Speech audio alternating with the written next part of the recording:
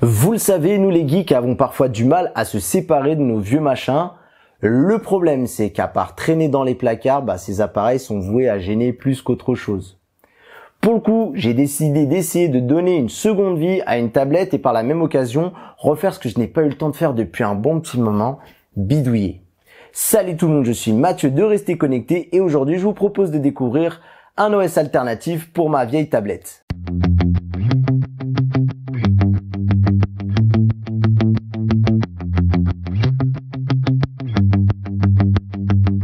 Je vous présente le cobaye de cette expérience, il est juste là à côté de moi. C'est le HP ElitePad 1000G2. Je vous l'accorde, pour du vieux matos, elle présente plutôt bien. Elle m'a été lâchée par mon boulot lors d'un nettoyage de printemps et j'ai même eu le droit de récupérer les accessoires qui vont avec, comme la housse de protection qui me propose un clavier, un port SD et un port USB. Et j'ai même eu le droit à avoir le luxe de récupérer un dock qui va me proposer donc un port Ethernet, un port HDMI et une multitude de ports USB additionnels. Du coup, est-ce qu'on peut dire que cette vidéo est sponsorisée par ? À vous de me le dire. Le produit, il date de 2014. C'est une époque où les tablettes petit format tournant sous Windows 8 inondaient le marché en espérant concurrencer l'iPad. Bon, après, on connaît tous l'histoire, on sait tout ce qui s'est passé, qui a été victime, voilà.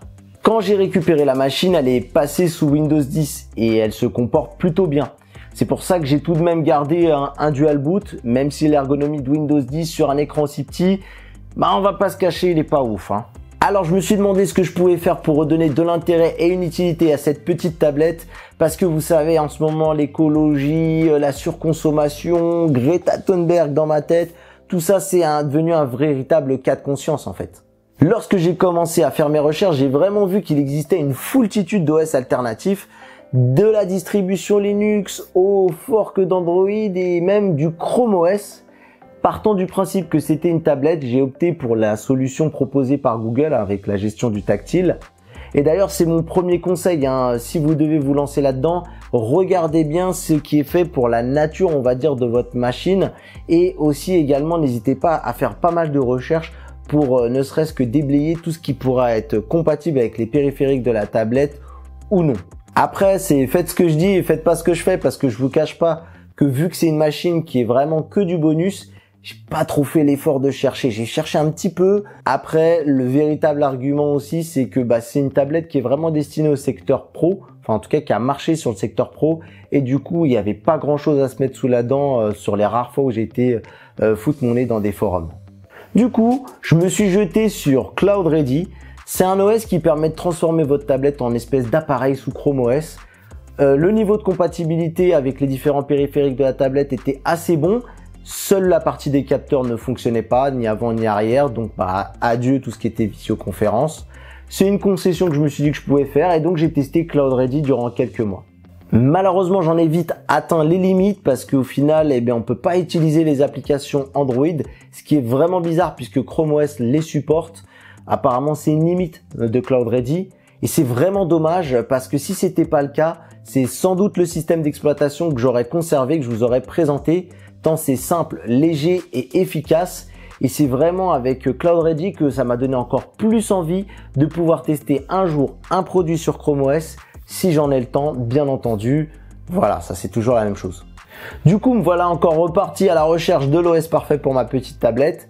J'ai testé un autre fork de Chrome OS qui était à la destination de la Chine cette fois-ci, mais qui disposait du Play Store. Il s'appelle FeedOS et j'ai été très vite stoppé à l'installation car la carte Wi-Fi n'était pas prise en charge. Donc là, pour le coup, c'était rédhibitoire et il a fallu que je regarde un petit peu ailleurs. Cet ailleurs, il a un nom, il s'appelle RemixOS. J'en avais beaucoup entendu parler, notamment lorsque j'avais une tablette qui était une Cube, dont j'ai fait la vidéo, je vous la mettrai juste ici. Et RemixOS, je sais que c'était un petit peu la star, puisque c'est un fork d'Android, mais adapté aux tablettes. Et quand j'ai tenté de l'installer, malheureusement pour moi, dès l'écran de démarrage, c'est resté figé. Et malgré plusieurs essais, j'ai pas réussi à aller beaucoup plus loin. PrimeOS, j'en avais déjà beaucoup entendu parler. C'est une adaptation d'Android sur tablette. Elle est basée sur un Android 7 Nougat qui n'est pas tout jeune, on va pas se mentir, mais qui fonctionne plutôt bien. Après, faut jouer la carte de la méfiance Il y a sans doute des failles de sécurité qui n'ont pas non plus été réglées par les équipes de développement de PrimeOS. Donc faut vraiment faire très attention à ce que l'on installe. Déjà que sur le Play Store, on prend quand même des risques. Alors je vous le dis même pas si vous trouvez un APK par terre, voir ce qui pourrait se passer. Franchement, tentez pas le diable. Une fois ce risque accepté, vu qu'il s'agit d'une bêta, on peut espérer des montées de version dans le futur. Les gars, on se déconfine, on met les mains dans le code et on y va parce qu'on est déjà sur Android 11, donc on met un petit coup de boost les gars, on se fait plaisir. De mon côté, j'ai utilisé l'outil Balena Etcher pour faire cette opération. Après, simple, je vais peut-être prendre des petites pincettes avec vous. On fait gaffe à ne pas formater un disque dur de son PC. On vérifie bien, normalement, quand on met une clé USB sur ce logiciel, dès qu'il est lancé, il va vous popper, il va détecter qui est la clé, il va mettre la lettre. Mais on prend le temps de vérifier qu'il s'agit bien de la bonne taille, qu'on n'efface pas un disque de 80 Go par exemple qu'on a, ou que sais-je, 800 Go. On fait très attention à ça. Je compte sur vous, je ne suis pas responsable de vos conneries, je vous préviens tout de suite. Bon, premier bon point, et c'est un peu le point essentiel à cette vidéo, la compatibilité avec les périphériques de la tablette, eh bien ils sont excellents, mis à part ces foutues caméras qui refusent de fonctionner quel que soit l'OS que je mets, eh bien tant pis pour les visioconférences, il n'y aura pas de Skype, il n'y aura pas de Hangout. Si Hangout existe toujours après cette vidéo. Bref, vous l'aurez compris, j'ai fait le deuil de la visioconférence sur cette tablette. Si on évoque la présentation de PrimeOS, il y a un petit côté Honeycomb, la première version d'Android sur tablette, mais c'est surtout un mix d'ergonomie entre Windows et Android, ce qui est une très bonne idée pour rapidement prendre en main l'OS. On retrouve un bureau où l'on affiche les applications que l'on désire, un menu démarrer qui regroupe en fait le tiroir d'applications où on aura toutes les apps, et sur la droite, on aura l'heure, ainsi que les notifications, et on pourra développer les notifications qui nous donneront un accès aux paramètres rapides et avec le bouton accès aux paramètres global de la machine. Ce que je trouve vraiment cool, c'est que PrimeOS ne se prend pas vraiment la tête à savoir si toutes les applications sont optimisées pour le format tablette ou pas. Non, lui, il lance les applications et soit elles s'affichent en plein format parce que c'est pris en charge, soit il lance un format version téléphone, voilà, avec un petit carré. Même si c'est moins confortable, ça reste complètement utilisable et c'est plus important. Je préfère ça plutôt qu'une appli qui refuse de s'ouvrir à cause d'un problème de taille. Je peux donc utiliser l'application Mi Home ou Roborock pour gérer ma domotique. On retrouve aussi les widgets redimensionnables, ce qui permet de personnaliser les bureaux, voilà, comme ici où j'ai mes ampoules à disposition en un clic. Et il y a même quelques jeux qui fonctionnent. Et les développeurs, ils se sont même pris la tête à essayer de développer un petit logiciel de mapping pour essayer de rendre les jeux tactiles compatibles avec les touches du clavier. C'est une jolie attention envers les gamers, c'est plutôt cool. Alors, on va pas se mentir, tout n'est pas rose, il y a quand même quelques soucis, notamment au niveau des scrolls. Juste déjà pour essayer de lever l'image pour accéder au code pour déverrouiller la tablette, eh bien parfois c'est capricieux, ça ne fonctionne pas. Il faut que je lève bien l'image pour qu'elle remonte tout en haut et même comme ça parfois ça marche pas. On a aussi un autre problème de scroll, mais cette fois-ci sur tout ce qui est les menus ou même les pages internet, dès qu'on a de longs scrolls à faire, eh bien c'est pas que ça saccade, mais c'est carrément que ça s'arrête. J'ai l'impression que le niveau est réglé trop bas et du coup eh bien c'est assez frustrant, c'est vraiment relou et ça c'est un bug que j'espère voir corrigé très rapidement. Et puis comme j'ai évoqué, de mon côté les caméras ne fonctionnent pas.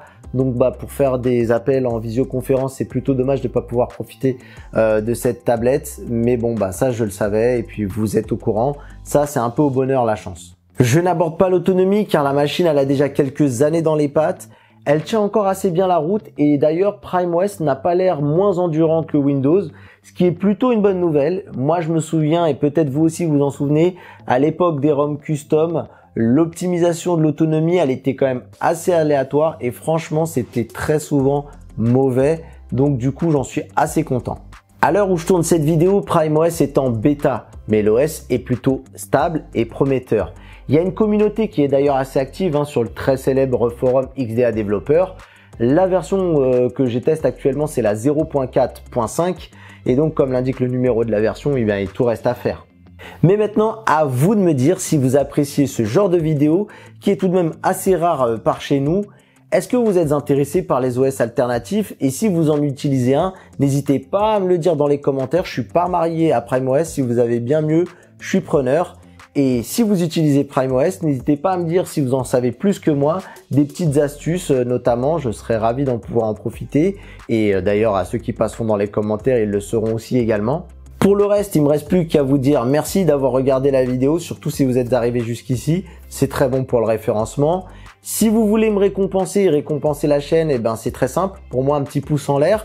Pour la chaîne, un abonnement, ça nous fera extrêmement plaisir à toute l'équipe. Si vous avez envie d'aller encore plus loin, n'hésitez pas à soutenir l'association que l'on défend sur la chaîne, qui est celle de notre ami Teddy, des lutins du Phénix, qui viennent égayer l'espace d'une journée les enfants dans les hôpitaux. Si vous nous aimez vraiment beaucoup, et ben vous avez le Utip pour regarder quelques pubs ou peut-être nous faire un don. Ça, c'est à votre discrétion. On vous laisse gérer. On se dit à très bientôt pour une prochaine vidéo et restez connectés. Bye bye.